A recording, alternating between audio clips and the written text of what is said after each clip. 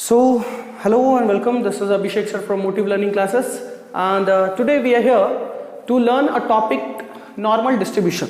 It's a very important topic for class 12 examination, class 12 board examination.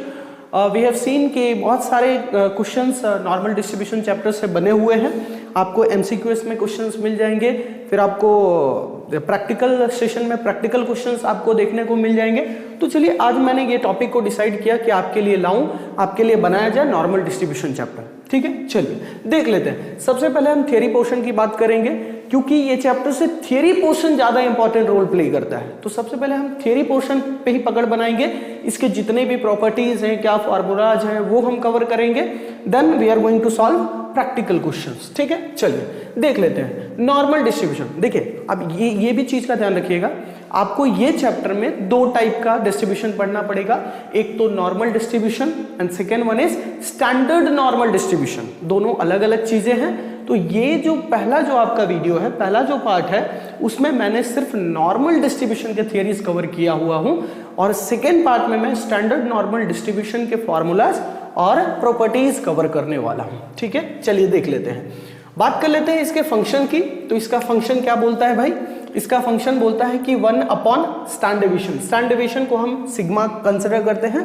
जब हम ऐसा इस तरीके से कुछ डिनोट करके बनाते हैं तो हम उसके लिए ये सिग्मा कंसिडर करते हैं. लिखते हैं 1 upon sigma root under root 2 pi into e the whole square minus 1 upon 2 bracket minus x minus mu upon sigma the whole square.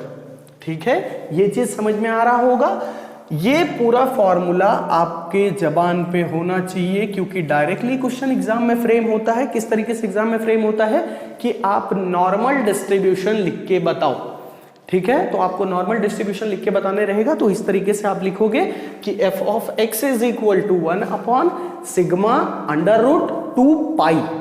ठीक है, into e the whole square, e the power क्या लिखेंगे? Minus 1 upon 2 bracket डालोगे x minus mu upon sigma the whole square. ये याद कर लीजिएगा आप लोग. दूसरा चीज, जहां पे वेयर x का जो वैल्यू होगा माइनस इंफिनिटी से लेके प्लस इंफिनिटी तक होगा. ये भी चीज आपके दिमाग में होना चाहिए कि x का जो वैल्यू होगा वो माइनस इंफिनिटी से लेके प्लस इंफिनिटी तक होगा.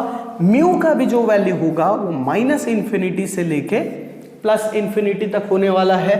और जो स्टैंड डेविएशन है, मतलब कि आपका जो सिग्मा है, उसका जो वैल्यू होने वाला है वो 0 से प्लस इंफिनिटी के बीच का पार्ट होने वाला है. ठीक है, मेरे ख्याल से ये चीज आपको क्लियर हो गया होगा. अब देखिए ये बेल शेप्ड कर्व आप देख रहे होंगे, यही है normal distribution curve. Normal distribution curve देख रहे होंगे, ये है एक एक्स एक्सिस है. ये देखिए ये एक्स एक्सिस गया है, इस तरीके का एक्स एक्सिस गया है. इस पे एक बेल शेप का कर्व तैयार हुआ है. ठीक है, जिसको हम दो हिस्से में बांट देते हैं और यही कर्व हमारा क्या कहलाता है? Normal distribution curve. 0.5 पार्ट में, मतलब ये मिडल से कट करता है. हमारा टोटल वैल्यू 1 होता है, ये मिड से एकदम से कट हुआ है. ठीक है, चलिए इसके प्रॉपर्टीज पढ़ लेते हैं भाई. तो आपको ये बेल शेप कर्व को और ये प्रॉपर्टीज को मैं कंसीडर करके दिखाऊंगा, आप लोग समझिएगा. ठीक है, सबसे पहला प्रॉपर्टी लेते हैं. It is a continuous random variable.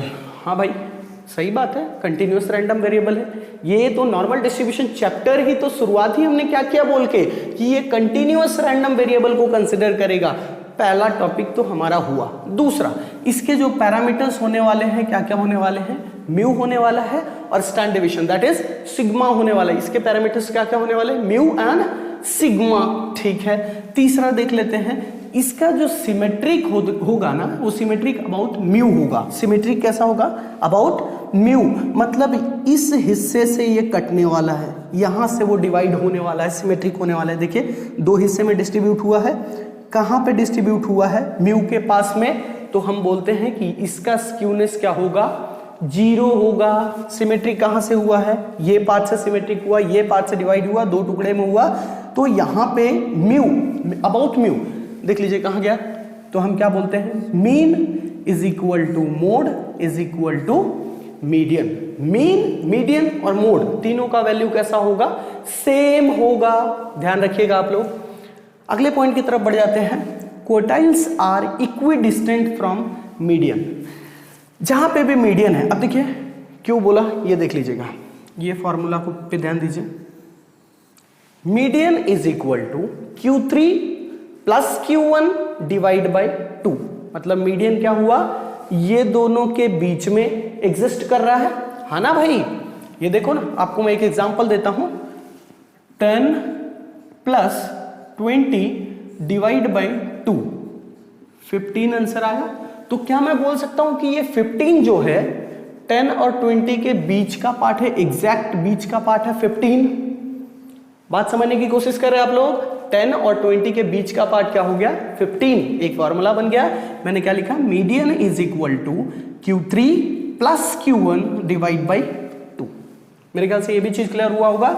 ये लाइन को याद रखिएगा कि क्वार्टाइल्स आर इक्विडिस्टेंट, मतलब जहां मीडियन है, मान लीजिए ये यहां पे मीडियन है तो Q1 इस साइड होगा, Q3 इस साइड होगा। ये जो डिस्टेंस इसने कवर किया, ये जो डिस्टेंस इसने कवर किया, ये दोनों का डिस्टेंस कैसा होगा? सेम होगा, इक्वल डिस्टेंट होगा। ठीक है, इसीलिए हमारा ये भी फॉर्मूला एक तैयार हो जाता है। क्या बन जाता है? Q3 minus QM is equal to M minus Q1। ठीक है, Q3 minus M is equal to M minus Q1। QD का फॉर्मूला आपको पता है, हम पहले भी कवर कर चुके हैं। Q3 minus Q1 upon 2। Quartile division find करने का फॉर्मूला है Q3 माइनस Q1 अपॉन 2। चलिए आगे बढ़ते हैं। The probability curve is bell shaped. Yes, ये देखिए ना भाई, प्रोबेबिलिटी कर्व कैसा है? बेल शेप्ड है। प्रोबेबिलिटी कर्व कैसा है? बेल शेप्ड है। आगे बढ़ते हैं। Normal curve is asymptotic to X axis. Normal curve जो है, ये जो आपका कर्व बना है ना भाई, वो कैसा रहेगा? सिम्प्टोटिक। सिम्प्टोटिक का मतलब क्या होता है? टकराएगा नहीं कहीं पे। ये देखो, ये चलता जाएगा, ये भी चलता जाएगा, ये चलता जाएगा, इन्फिनिटी तक चलते जाएंगे। ये एक दूसरे को इंटरसेक्ट या तो टच नहीं करेंगे। This is called asymptotic. ये एक्स एक्सिस के असिम्प्टोटिक है, मतलब पैरेलल जैसा हो जाता है। इस तरीके से चलता जाएगा। देखो ना, यहां पे बेल शेप बनाने के बाद क्या हुआ? ये देखो चलता जा रहा है, चलता जा रहा है, चलता जाएगा, चलता जाएगा, इन्फिनिटी तक चलता जाएगा। ठीक है, लेकिन वैल्यू दोनों लाइन एक दूसरे को कनेक्ट नहीं करेंगे।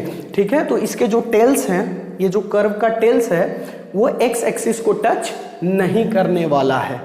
नेक्स्ट, नॉर्मल कर्व इज, ठीक है, ये तो हो गया। अप्रोक्सीमेट वैल्यूज, अगर मुझे अप्रोक्सीमेट वैल्यूज फाइंड करना है, ध्यान रखिएगा कौन से वैल्यूज? Approximate values. ये नहीं कि आपको एग्जैक्ट वैल्यू के भी टाइम पे आप यही चीज लगा के वैल्यू ला दे रहे हो। अप्रोक्सीमेट वैल्यू जब बोलेगा तब का बता रहा हूं मैं। आपका Q1 फाइंड करने का फॉर्मूला है mu minus 0.675 sigma. Q3 find करने का फॉर्मूला है म्यू प्लस 0.675 सिग्मा। कब? जब हमारे को बोला जाएगा कि अप्रोक्सीमेट वैल्यू फाइंड करो, ना कि एग्जैक्ट वैल्यू। जब हमको अप्रोक्सीमेट वैल्यू फाइंड करने को बोला जाएगा तभी ये चीज एप्लीकेबल होगा। ठीक है, QD फाइंड करने बोलेगा अप्रोक्सीमेट का, ये सारा हम अप्रोक्सीमेट वाला ही सीख रहे हैं। QD जब बोलेगा तो हम बोलेंगे 2/3 सिग्मा। मेन डेविएशन बोलेगा तो हम बोलेंगे 4/5 सिग्मा। ठीक है, याद हो गया? ये चीज का आप स्क्रीनशॉट ले लीजिए। स्क्रीनशॉट लेके आप नोट्स बना लीजिए, अच्छे से समझ लीजिए कि ये सारे चीजों में आपके लिए क्या क्या दिया गया है। फिर हम कुछ इंपॉर्टेंट पॉइंट डिस्कस करते हैं, जो चीजें इसमें और चीजें हैं। ठीक है, ये जो कर्व है उसके अंदर और भी कई चीजें हैं, इसके रिलेटेड हम कुछ और भी बात कर लेते हैं। मैं इनको इरेज करने जा रहा हूं, तो आप पहले इसका नोट्स बना लीजिएगा।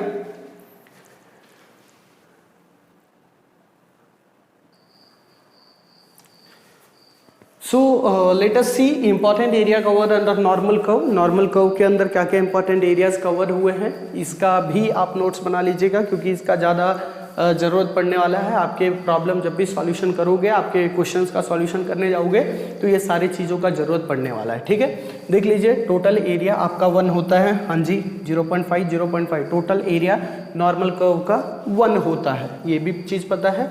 दूसरा पॉइंट ये है कि between mu minus sigma and mu plus sigma, that is mu minus sigma and mu plus sigma का जो डिफरेंस होता है वो होता है, वो दोनों के बीच का वैल्यू क्या होता है 0.6826 होता है, और between mu minus 2 sigma and mu plus 2 sigma is equal to 0.9545 होता है, between mu minus 3 sigma and mu plus 3 sigma is equal to 0.9973 होता है। मतलब ये एरियाज हैं, ये एरियाज हैं, ये दोनों के बीच में इतना एरिया कवर हुआ, ये दोनों के बीच में इतना एरिया कवर हुआ, ये दोनों के बीच में इतना एरिया कवर हुआ, ठीक है।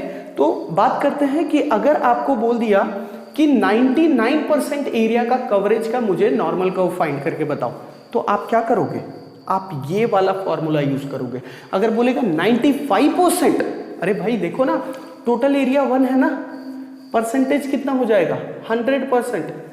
कोई भी चीज अपने में कितना परसेंट होता है 100% होता है ना, तो टोटल एरिया 1 है मतलब परसेंटेज कितना है ये 100%।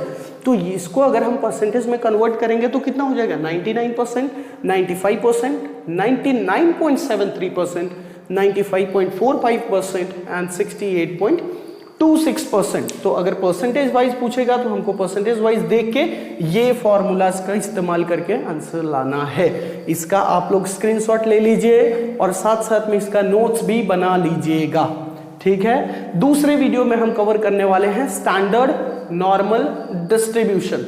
ये था हमारा सिर्फ नॉर्मल डिस्ट्रीब्यूशन, अब हम सीखने वाले हैं स्टैंडर्ड नॉर्मल डिस्ट्रीब्यूशन। उसके भी प्रॉपर्टीज हैं, उसके भी कुछ तरीके हैं, वो सारा चीज सीखेंगे, ठीक है, पार्ट 2 में। चलिए।